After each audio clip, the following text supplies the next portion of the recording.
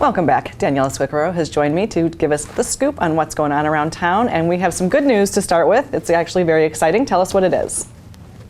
Yes, we do. So Crystal Lake Park just opened, and that is such an exciting thing for the city. It is a massive nature area, about 25 acres in total, and they just cut the ribbon and had this sort of great grand opening event just in these last couple of days, and it is an absolutely beautiful space, and it's part actually of the Passive Parks program. So what that basically means, the order of the day is observe but don't disturb. So you are welcome to hike or even bike along the trail. There's a half-mile trail that goes along the lake, bird watch, things like that, but really getting involved in an observation sort of manner as opposed to, climbing trees, running through the brush, things like that. This is very much a nature space, and more than anything, the purpose is preservation, but it's also enjoyment for the city of Beaufort and its residents and visitors who love to be outside. So it's a very, very exciting development. It actually started in about 2005, so it's been a long time coming, lots of time, lots of money,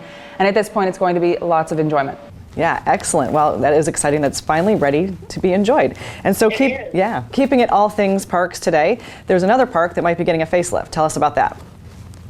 Yeah, so there is a bit of a theme today, isn't there? So actually, the Henry Chambers Waterfront Park, which of course is the sort of famous park of downtown Beaufort, is discussing getting a facelift, and they are talking about replacing the playground. In fact, they're planning on it, replacing that playground space. So that was actually put in place about 2006, if I'm not mistaken. And so it's great there, but of course, that's just sort of wear and tear. It's right on the water.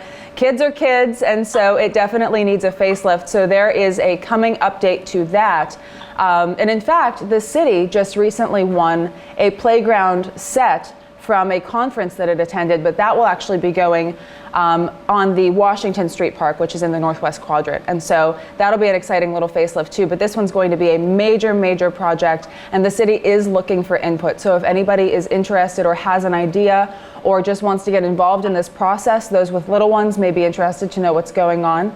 So this is another exciting thing. And of course, speaking of parks and speaking of facelifts, the benches, if you are going around town, you will start to see some very colorful and beautiful additions dotted all around town. So there are these beautiful artist-painted benches. There are 6 of them in total. They were actually constructed by Habitat for Humanity and then given to these artists who are the sponsors of these benches to paint. There's one actually right outside of USCB where I'm sitting right now, and there's another in the park, and the rest are throughout the city. So take a look for those. Might make a fun scavenger hunt for a Saturday. Absolutely. Well, thanks so much, Daniella, for being with us. It's great to see you.